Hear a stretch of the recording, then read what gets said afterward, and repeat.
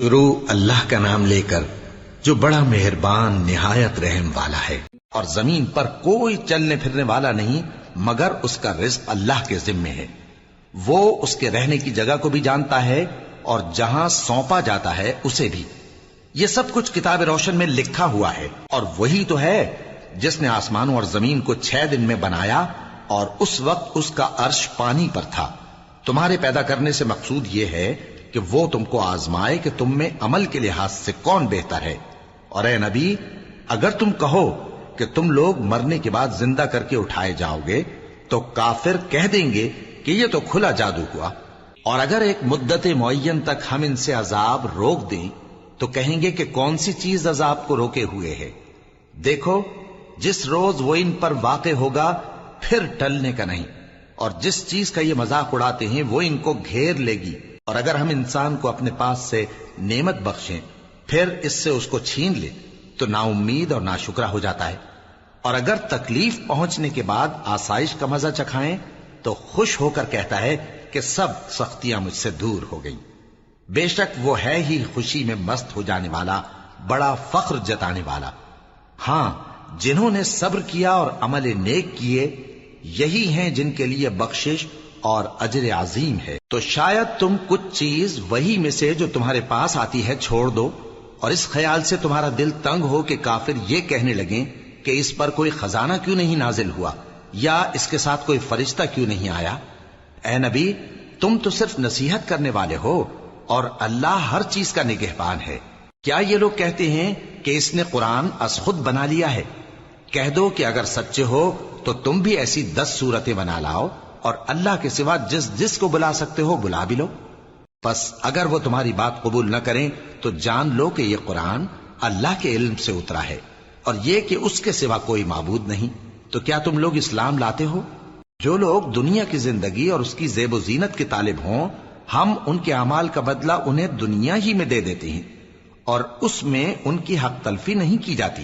یہ وہ لوگ ہیں جن کے لیے آخرت میں آتش جہنم کے سوا اور کچھ نہیں، اور جو عمل انہوں نے دنیا میں کیے سب برباد، اور جو کچھ یہ کرتے رہے سب ضائع ہوا۔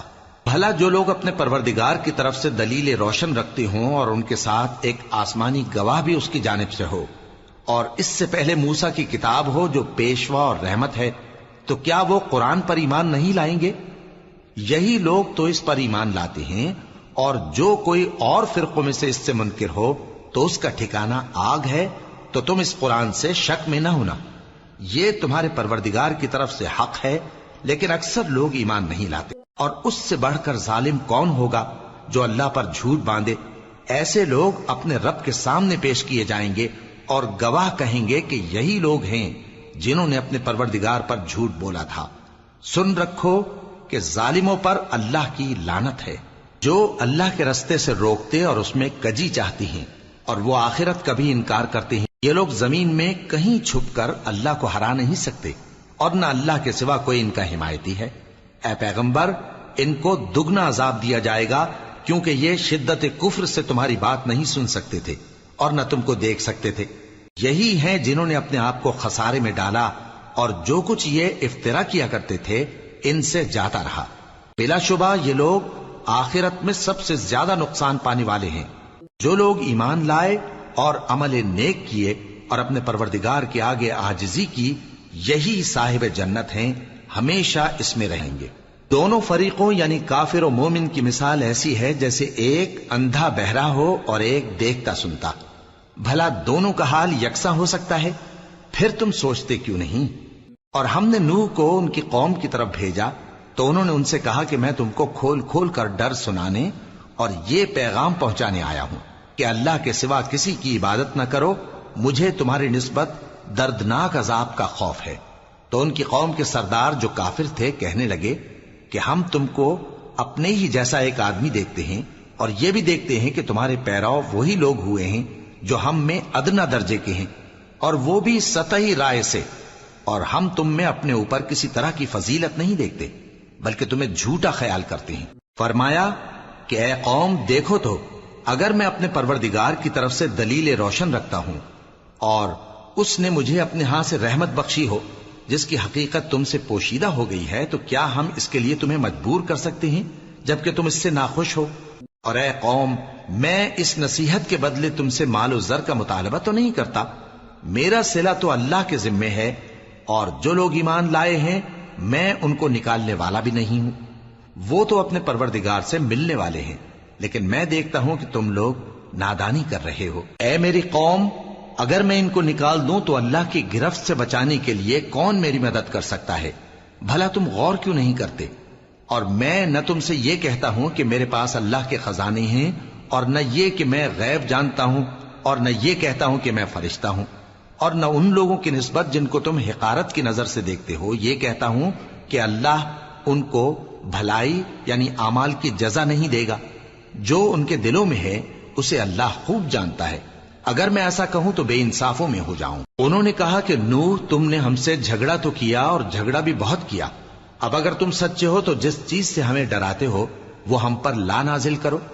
نوح نے کہا کہ اس عذاب کو تو اللہ ہی چاہے گا تو نازل کرے گا، اور تم اللہ کو کسی طرح ہرا نہیں سکتے، اور اگر میں یہ چاہوں کہ تمہاری خیر خواہی کروں اور اللہ یہ چاہے کہ تمہیں گمراہ رہنے دے تو میری خیر خواہی تم کو کچھ فائدہ نہیں دے سکتی، وہی تمہارا پروردگار ہے اور تمہیں اسی کی طرف لوٹ کر جانا ہے۔ کیا یہ لوگ کہتے ہیں کہ اس پیغمبر نے قرآن اپنے دل سے بنا لیا ہے؟ کہہ دو کہ اگر میں نے دل سے بنا لیا ہے تو میرے گناہ کا وبال مجھ پر، اور جو گناہ تم کرتے ہو اس سے میں بری الذمہ ہوں۔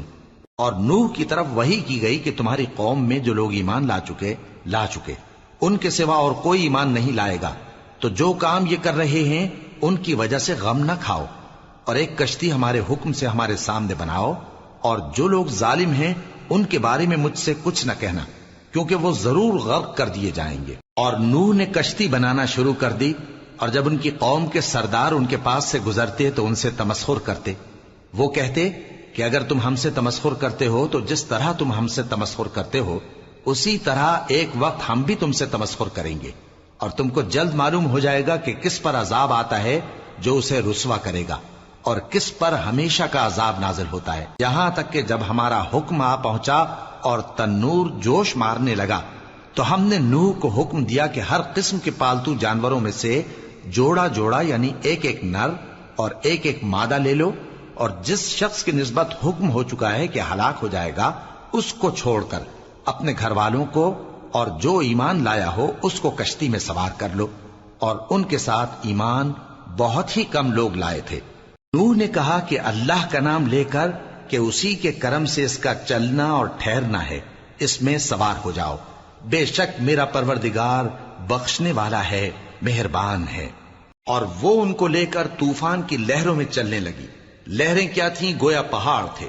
اس وقت نوح نے اپنے بیٹے کو جو کشتی سے الگ تھا پکارا کہ بیٹا ہمارے ساتھ سوار ہو جا اور کافروں میں شامل نہ ہو۔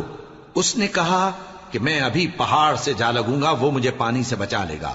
فرمایا کہ آج اللہ کے عذاب سے کوئی بچانے والا نہیں اور نہ کوئی بچ سکتا ہے مگر وہی جس پر اللہ رحم کرے۔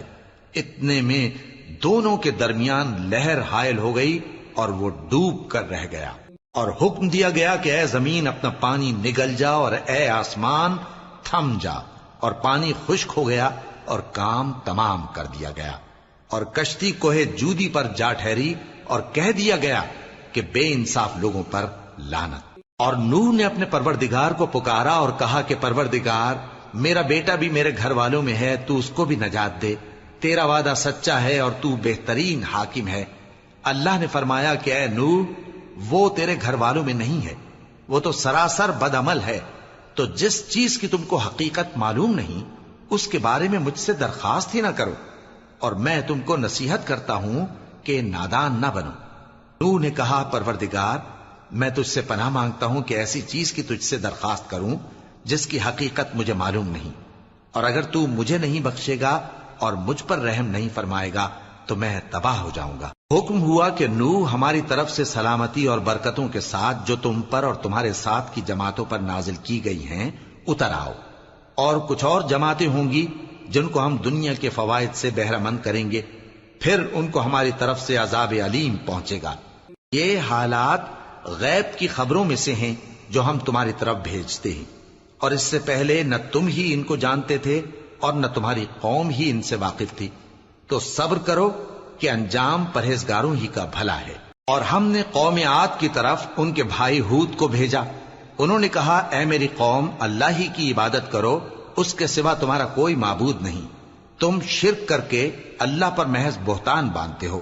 میری قوم، میں اس واعظ و نصیحت کا تم سے کچھ صلہ نہیں مانگتا، میرا صلہ تو اس کے ذمے ہے جس نے مجھے پیدا کیا، بھلا تم سمجھتے کیوں نہیں؟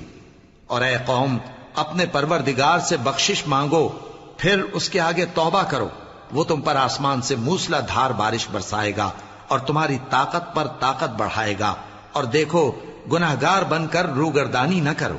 وہ بولے، ہود، تم ہمارے پاس کوئی دلیل ظاہر نہیں لائے، اور ہم صرف تمہارے کہنے سے نہ اپنے معبودوں کو چھوڑنے والے ہیں اور نہ تم پر ایمان لانے والے ہیں۔ ہم تو یہ سمجھتے ہیں کہ ہمارے کسی معبود نے تمہیں تکلیف پہنچا کر دیوانہ کر دیا ہے۔ انہوں نے کہا کہ میں اللہ کو گواہ کرتا ہوں اور تم بھی گواہ رہو کہ جن کو تم اللہ کا شریک بناتے ہو میں ان سے بیزار ہوں، یعنی جن کی اللہ کے سوا عبادت کرتے ہو، تو تم سب مل کر میرے بارے میں جو تدبیر کرنی چاہو کر لو اور مجھے مہلت نہ دو۔ میں اللہ پر جو میرا اور تمہارا سب کا پروردگار ہے بھروسہ رکھتا ہوں۔ زمین پر جو چلنے پھرنے والا ہے وہ اللہ کے قبضہ قدرت میں ہے، بے شک میرا پروردگار سیدھے رستے پر ہے۔ اب اگر تم روگردانی کرو گے تو جو پیغام میرے ذریعے تمہاری طرف بھیجا گیا ہے وہ میں نے تمہیں پہنچا دیا ہے، اور میرا پروردگار تمہاری جگہ اور لوگوں کو لا بسائے گا، اور تم اللہ کا کچھ بھی نہیں بگاڑ سکو گے۔ میرا پروردگار تو ہر چیز پر نگہبان ہے۔ اور جب ہمارا حکم عذاب آ پہنچا تو ہم نے ہود کو اور جو لوگ ان کے ساتھ ایمان لائے تھے ان کو اپنی مہربانی سے بچا لیا اور انہیں عذاب شدید سے نجات دی۔ یہ وہی قوم عاد ہے جس نے اللہ کی نشانیوں سے انکار کیا اور اس کے پیغمبروں کی نافرمانی کی اور ہر سرکش و متکبر کا کہا مانا، اور اس دنیا میں بھی لعنت ان کے پیچھے لگی رہی اور قیامت کے دن بھی لگی رہے گی۔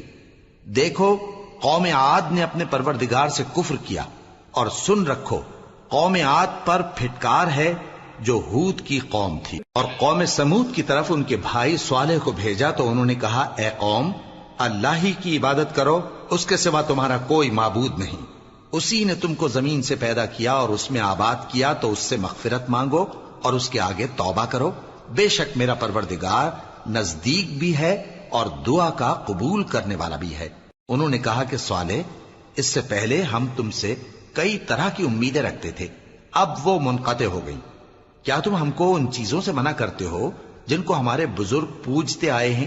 اور جس بات کی طرف تم ہمیں بلاتے ہو اس کی طرف سے ہم بڑے بھاری شک میں ہیں۔ صالح نے کہا، اے میری قوم، بھلا دیکھو تو، اگر میں اپنے پروردگار کی طرف سے کھلی دلیل پر ہوں اور اس نے مجھے اپنے ہاتھ سے نبوت کی نعمت بخشی ہو، تو اگر میں اللہ کی نافرمانی کروں تو اس کے سامنے میری کون مدد کرے گا؟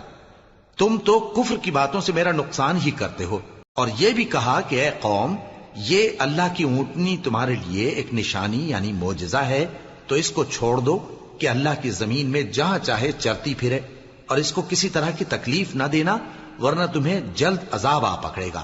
مگر انہوں نے اس کو کاٹ ڈالا تو صالح نے کہا کہ اپنے گھروں میں 3 دن اور فائدے اٹھا لو، یہ وعدہ ہے کہ جھوٹا نہ ہوگا۔ پس جب ہمارا حکم آ گیا تو ہم نے صالح کو اور جو لوگ ان کے ساتھ ایمان لائے تھے ان کو اپنی مہربانی سے بچا لیا اور اس دن کی رسوائی سے محفوظ رکھا۔ بے شک تمہارا پروردگار طاقتور ہے، زبردست ہے۔ اور جن لوگوں نے ظلم کیا تھا ان کو چنگھاڑ کی صورت میں عذاب نے آ پکڑا تو وہ اپنے گھروں میں اوندھے پڑے رہ گئے، گویا کبھی ان میں بسے ہی نہ تھے۔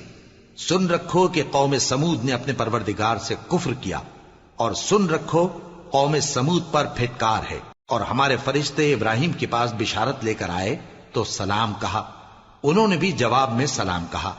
ابھی کچھ وقفہ نہیں ہوا تھا کہ ابراہیم ایک بھنا ہوا بچڑا لے آئے۔ پھر جب دیکھا کہ ان کے ہاتھ کھانے کی طرف نہیں بڑھتے، یعنی وہ کھانا نہیں کھاتے، تو ان کو اجنبی سمجھ کر دل میں خوف کیا۔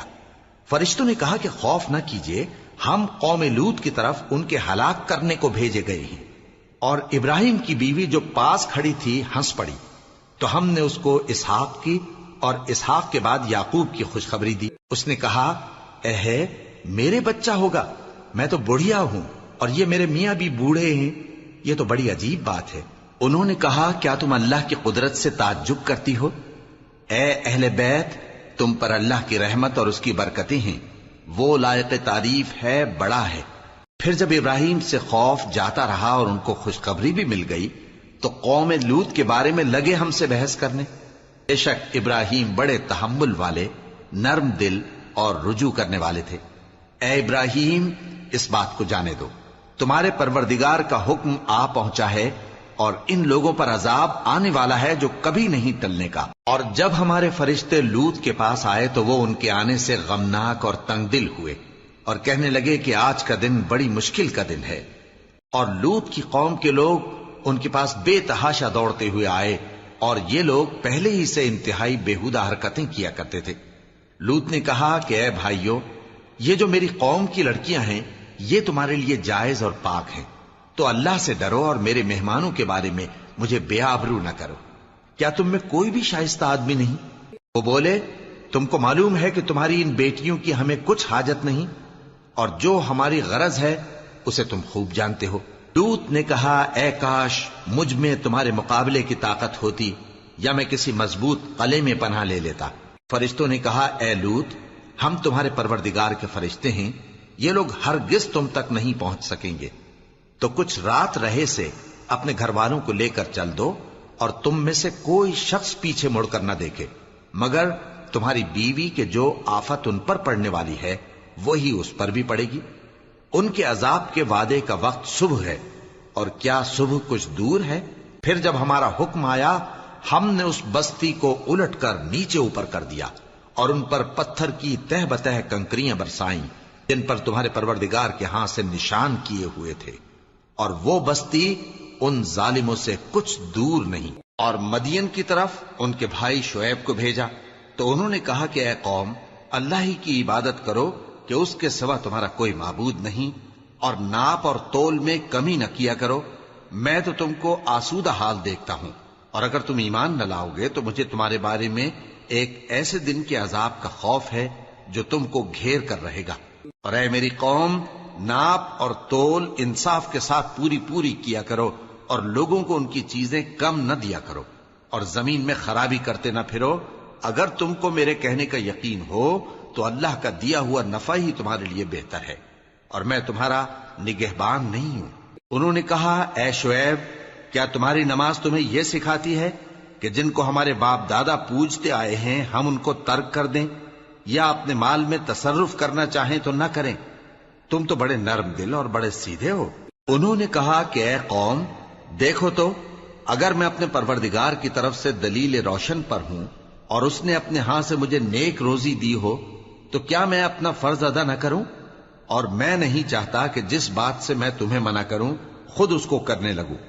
میں تو جہاں تک مجھ سے ہو سکے تمہارے معاملات کی اصلاح چاہتا ہوں، اور اس بارے میں مجھے توفیق کا ملنا اللہ ہی کے فضل سے ہے۔ میں اسی پر بھروسہ رکھتا ہوں اور اسی کی طرف رجوع کرتا ہوں۔ اور اے قوم، میری مخالفت تم سے کوئی ایسا کام نہ کرا دے کہ جیسی مصیبت نوح کی قوم یا ہود کی قوم یا صالح کی قوم پر واقع ہوئی تھی ویسی ہی مصیبت تم پر واقع ہو۔ اور لوط کی قوم کا زمانہ تو تم سے کچھ دور نہیں، اور اپنے پروردگار سے بخشش مانگو اور اس کے آگے توبہ کرو، بے شک میرا پروردگار بڑا مہربان ہے، بہت محبت کرنے والا ہے۔ انہوں نے کہا کہ شعیب، تمہاری بہت سی باتیں ہماری سمجھ میں نہیں آتی، اور ہم دیکھتے ہیں کہ تم ہم میں کمزور بھی ہو، اور اگر تمہارے بھائی بند نہ ہوتے تو ہم تم کو سنسار کر دیتے، اور تم ہم پر کسی طرح بھی غالب نہیں ہو۔ انہوں نے کہا کہ اے قوم، کیا میرے بھائی بندوں کا دباؤ تم پر اللہ سے زیادہ ہے، اور اس کو تم نے پیٹھ پیچھے ڈال رکھا ہے؟ میرا پروردگار تو تمہارے سب اعمال کا احاطہ کیے ہوئے ہے۔ اور اے قوم، تم اپنی جگہ کام کیے جاؤ، میں اپنی جگہ کام کیے جاتا ہوں، تم کو ان قریب معلوم ہو جائے گا کہ رسوا کرنے والا عذاب کس پر آتا ہے اور جھوٹا کون ہے۔ اور تم بھی انتظار کرو، میں بھی تمہارے ساتھ انتظار کرتا ہوں۔ اور جب ہمارا حکم آ پہنچا تو ہم نے شعیب کو اور جو لوگ ان کے ساتھ ایمان لائے تھے ان کو تو اپنی رحمت سے بچا لیا، اور جو ظالم تھے ان کو چنگھاڑ نے آ دبوچا، تو وہ اپنے گھروں میں اوندھے پڑے رہ گئے، گویا ان میں کبھی بسے ہی نہ تھے، سن رکھو کہ مدین پر ویسی ہی پھٹکار ہے جیسی سمود پر پھٹکار تھی، اور ہم نے موسیٰ کو اپنی نشانیاں اور دلیل روشن دے کر بھیجا فرعون اور اس کے سرداروں کی طرف، تو وہ فرعون ہی کے حکم پر چلتے رہے، حالانکہ فرعون کا حکم درست نہیں تھا۔ وہ قیامت کے دن اپنی قوم کے آگے آگے چلے گا، پھر ان کو دوزخ میں جا اتارے گا، اور جس مقام پر وہ اتارے جائیں گے وہ برا ہے۔ اور اس جہان میں بھی لعنت ان کے پیچھے لگا دی گئی، اور قیامت کے دن بھی پیچھے لگی رہے گی۔ جو انعام ان کو ملا ہے برا ہے۔ یہ پرانی بستیوں کے تھوڑے سے حالات ہیں جو ہم تم سے بیان کرتے ہیں، ان میں سے بعض تو باقی ہیں اور بعض تہس نہس ہو گئیں۔ اور ہم نے ان لوگوں پر ظلم نہیں کیا بلکہ انہوں نے خود اپنے اوپر ظلم کیا۔ غرض جب تمہارے پروردگار کا حکم آ پہنچا تو جن معبودوں کو وہ اللہ کے سوا پکارا کرتے تھے وہ ان کے کچھ بھی کام نہ آئے، اور بربادی کے سوا انہیں اور کچھ نہ دے سکے۔ اور تمہارا پروردگار جب نافرمان بستیوں کو پکڑا کرتا ہے تو اس کی پکڑ اسی طرح کی ہوتی ہے، بے شک اس کی پکڑ دکھ دینے والی سخت ہے۔ ان قصوں میں اس شخص کے لیے جو عذاب آخرت سے ڈرے عبرت ہے۔ یہ وہ دن ہوگا جس میں سب اکٹھے کیے جائیں گے، اور یہی وہ دن ہوگا جس میں سب اللہ کے روبرو حاضر کیے جائیں گے، اور ہم اس کے لانے میں ایک وقت معین تک تاخیر کر رہے ہیں۔ جس روز وہ آ جائے گا تو کوئی شخص اللہ کے حکم کے بغیر بول بھی نہیں سکے گا۔ پھر ان میں سے کچھ بدبخت ہوں گے اور کچھ نیک بخت۔ تو جو بدبخت ہوں گے وہ دوزخ میں ڈال دیے جائیں گے، اس میں ان کو چلانا اور دھاڑنا ہوگا۔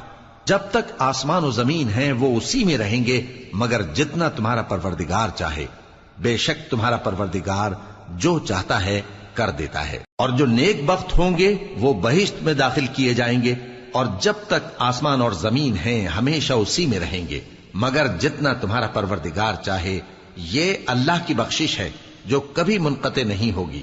تو یہ لوگ جو غیر اللہ کی پرستش کرتے ہیں اس سے تم شک میں نہ پڑنا، یہ اسی طرح پرستش کرتے ہیں جس طرح پہلے سے ان کے باپ دادا پرستش کرتے آئے ہیں، اور ہم ان کو ان کا حصہ پورا پورا بغیر کچھ کم کیے دینے والے ہیں۔ اور ہم نے موسیٰ کو کتاب دی تو اس میں اختلاف کیا گیا، اور اگر تمہارے پروردگار کی طرف سے ایک بات پہلے نہ ہو چکی ہوتی تو ان میں فیصلہ کر دیا جاتا، اور وہ تو اس کی طرف سے بڑے بھاری شک میں پڑے ہوئے ہیں۔ اور تمہارا پروردگار ان سب کو قیامت کے دن ان کے اعمال کا پورا پورا بدلہ دے گا، بے شک جو عمل یہ کرتے ہیں وہ اس سے واقف ہے۔ سو اے پیغمبر، جیسا تم کو حکم ہوتا ہے اس پر تم اور جو لوگ تمہارے ساتھ تائب ہوئے ہیں قائم رہو، اور حد سے تجاوز نہ کرنا، وہ تمہارے سب اعمال کو دیکھ رہا ہے۔ اور مسلمانوں، جو لوگ ظالم ہیں ان کی طرف مائل نہ ہونا، نہیں تو تمہیں بھی دوزخ کی آگ آ لپٹے گی، اور اللہ کے سوا تمہارے کوئی دوست نہیں ہوں گے، پھر تمہیں کوئی مدد بھی نہ ملے گی۔ اور دن کے دونوں سروں یعنی صبح اور شام کے اوقات میں اور رات کی چند ساعتوں میں نماز پڑھا کرو، کچھ شک نہیں کہ نیکیاں گناہوں کو دور کر دیتی ہیں۔ یہ ان کے لیے نصیحت ہے جو نصیحت قبول کرنے والے ہیں، اور صبر کیے رہو کہ اللہ نیکوکاروں کا اجر ضائع نہیں کرتا۔ تو جو امتیں تم سے پہلے گزر چکی ہیں ان میں ایسے ہوش مند کیوں نہ ہوئے جو ملک میں خرابی کرنے سے روکتے؟ ہاں، ایسے تھوڑے سے تھے جن کو ہم نے ان میں سے نجات بخشی، اور جو ظالم تھے وہ انہی باتوں کے پیچھے لگے رہے جن میں عیش و آرام تھا، اور وہ گناہوں میں ڈوبے ہوئے تھے۔ اور تمہارا پروردگار ایسا نہیں ہے کہ بستیوں کو جبکہ وہاں کے باشندے نیکوکار ہوں از راہ ظلم تباہ کر دے۔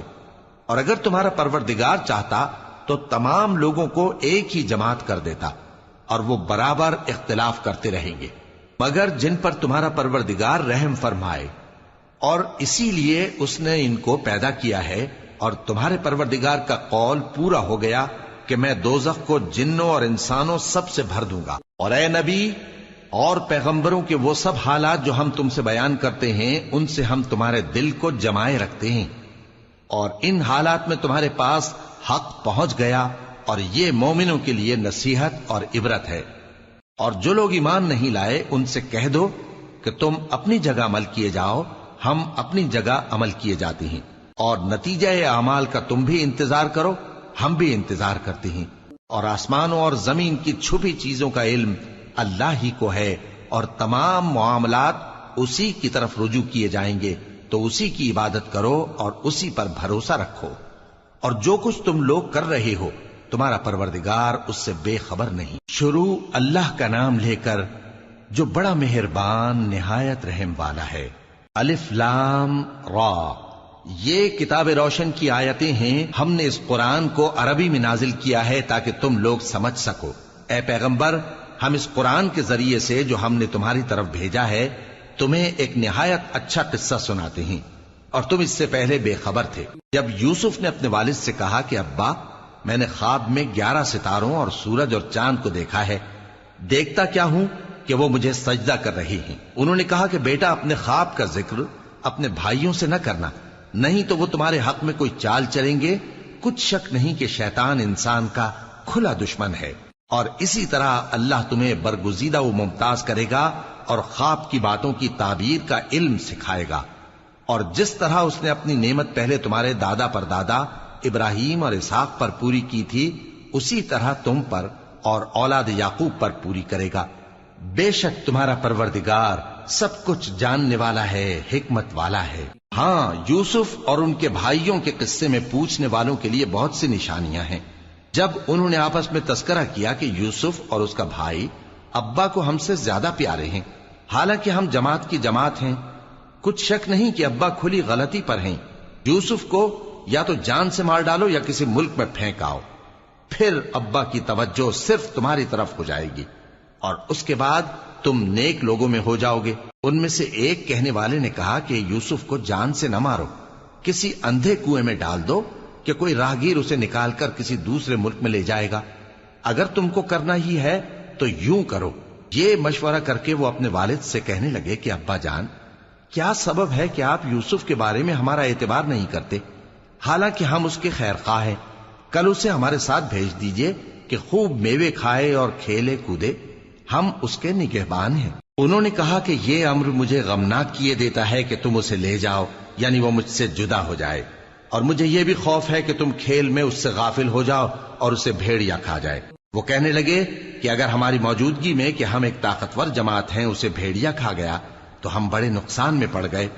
غرض جب وہ اس کو لے گئے اور اس بات پر اتفاق کر لیا کہ اس کو اندھے کنویں میں ڈال دیں، اور ہم نے یوسف کی طرف وحی بھیجی کہ ایک وقت ایسا آئے گا کہ تم انہیں ان کے اس سلوک سے آگاہ کرو گے، اور ان کو اس وحی کی کچھ خبر نہ ہوگی۔ اور یہ حرکت کر کے وہ رات کے وقت باپ کے پاس روتے ہوئے آئے، کہنے لگے کہ ابا جان، ہم تو دوڑنے اور ایک دوسرے سے آگے نکلنے میں مصروف ہو گئے اور یوسف کو اپنے اسباب کے پاس چھوڑ گئے تو اسے بھیڑیا کھا گیا، اور آپ ہماری بات کو گو ہم سچ ہی کہتے ہیں باور نہیں کریں گے۔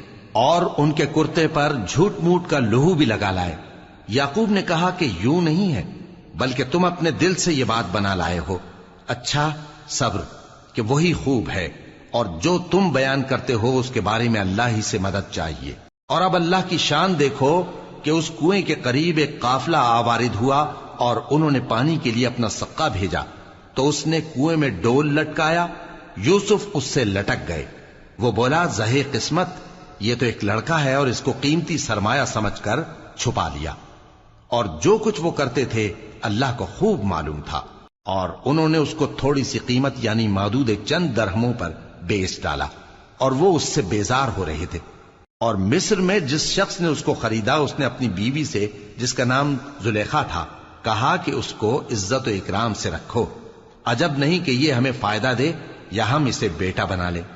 اس طرح ہم نے یوسف کو سرزمین مصر میں جگہ دی، اور غرض یہ تھی کہ ہم ان کو خواب کی باتوں کی تعبیر سکھائیں، اور اللہ اپنے کام پر غالب ہے لیکن اکثر لوگ نہیں جانتے۔ اور جب وہ اپنی جوانی کو پہنچے تو ہم نے ان کو دانائی اور علم عطا کیا، اور نیکوکاروں کو ہم اسی طرح بدلہ دیا کرتے ہیں۔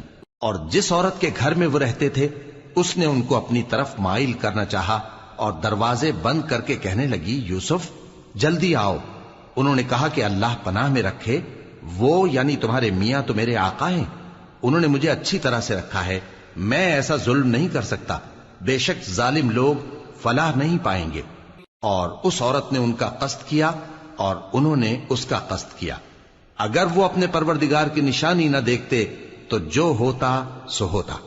یوں اس لیے کیا گیا کہ ہم ان سے برائی اور بے حیائی کو روک دیں، بے شک وہ ہمارے چنے ہوئے بندوں میں سے تھے۔ اور دونوں دروازے کی طرف بھاگے، آگے یوسف پیچھے زلیخا، اور عورت نے ان کا کرتا پیچھے سے پکڑ کر جو کھینچا تو پھاڑ ڈالا، اور دونوں کو دروازے کے پاس عورت کا خاوند مل گیا۔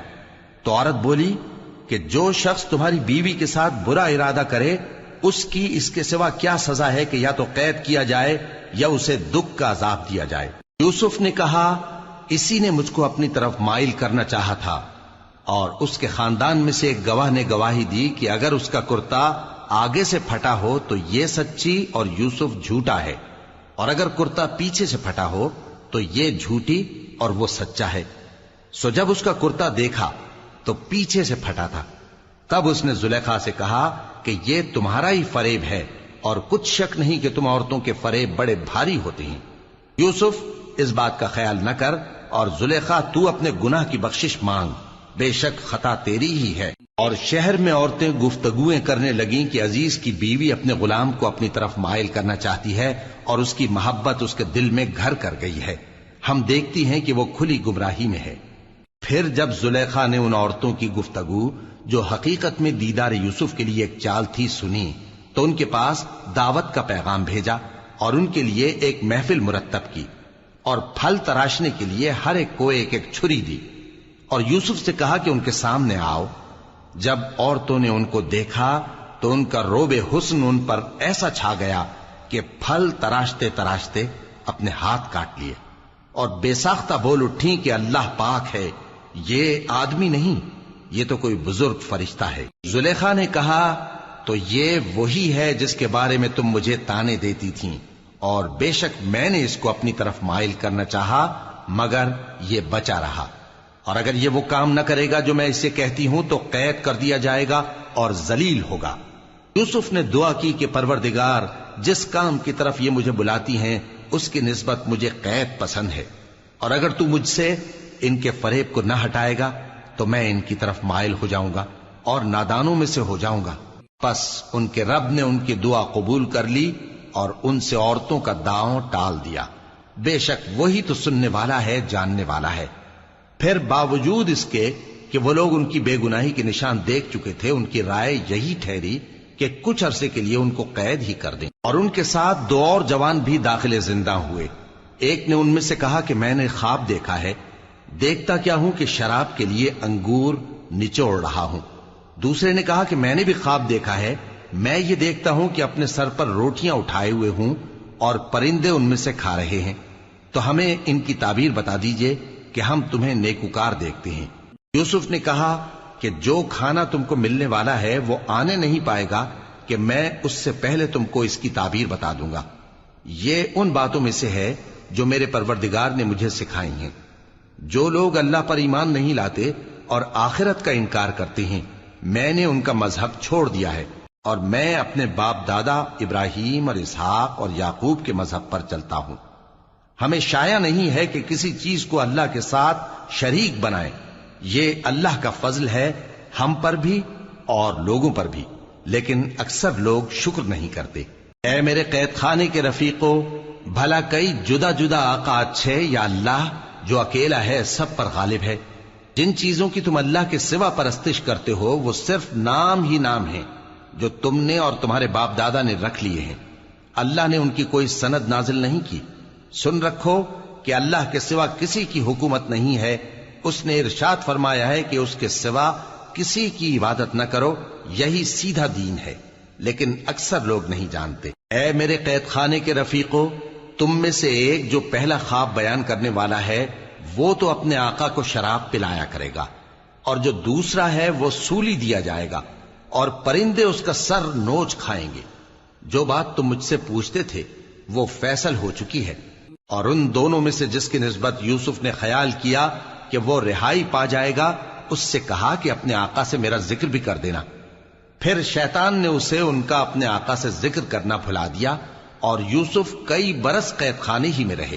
اور بادشاہ نے کہا کہ میں نے خواب دیکھا ہے، دیکھتا کیا ہوں کہ 7 موٹی گائیں ہیں جن کو 7 دبلی گائیں کھا رہی ہیں، اور 7 خوشے سبز ہیں اور 7 خشک۔ اے درباریو، اگر تم خوابوں کی تعبیر دے سکتے ہو تو مجھے میرے خواب کی تعبیر بتاؤ۔ انہوں نے کہا، یہ خواب تو پریشان خیالی سے ہیں اور ہمیں ایسے خوابوں کی تعبیر نہیں آتی۔ اور وہ شخص جو دونوں قیدیوں میں سے رہائی پا گیا تھا اور جسے مدت کے بعد وہ بات یاد آ گئی، بول اٹھا کہ میں آپ کو اس کی تعبیر لا بتاتا ہوں، مجھے قید خانے جانے کی اجازت دیجیے۔ غرض وہ یوسف کے پاس آیا اور کہنے لگا، یوسف، اے بڑے سچے یوسف، ہمیں اس خواب کی تعبیر بتائیے کہ 7 موٹی گایوں کو 7 دبلی گائیں کھا رہی ہیں اور 7 خوشے سبز ہیں اور 7 سوکھے، تاکہ میں لوگوں کے پاس واپس جا کر تعبیر بتاؤں۔ عجب نہیں کہ وہ تمہاری قدر جانے۔ انہوں نے کہا کہ تم لوگ 7 سال متواتر کھیتی کرتے رہو گے، تو جو غلہ کاٹو تو تھوڑے سے غلے کے سوا جو کھانے میں آئے باقی کو خوشوں میں ہی رہنے دینا۔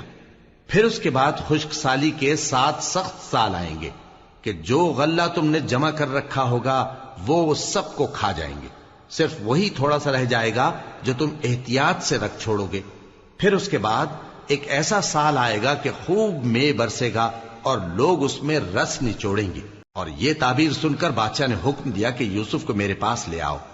سو جب قاصد ان کے پاس گیا تو انہوں نے کہا کہ اپنے آقا کے پاس واپس جاؤ اور اس سے پوچھو کہ ان عورتوں کا کیا حال ہے جنہوں نے اپنے ہاتھ کاٹ لیے تھے، بے شک میرا پروردگار ان کے فریب سے خوب واقف ہے۔ بادشاہ نے عورتوں سے پوچھا کہ تمہارا کیا قصہ تھا جب تم نے یوسف کو اپنی طرف مائل کرنا چاہا؟ سب بول اٹھیں کہ اللہ پاک ہے، ہم نے اس میں کوئی برائی معلوم نہیں کی۔ عزیز کی بیوی نے کہا، اب سچی بات تو ظاہر ہو ہی گئی ہے، اصل یہ ہے کہ میں نے اس کو اپنی طرف مائل کرنا چاہا تھا اور وہ بے شک سچا ہے۔ یوسف نے کہا کہ میں نے یہ بات اس لیے پوچھی ہے کہ عزیز کو یقین ہو جائے کہ میں نے اس کی پیٹھ پیچھے اس کی امانت میں خیانت نہیں کی، اور اللہ خیانت کرنے والوں کی چال کو چلنے نہیں دے۔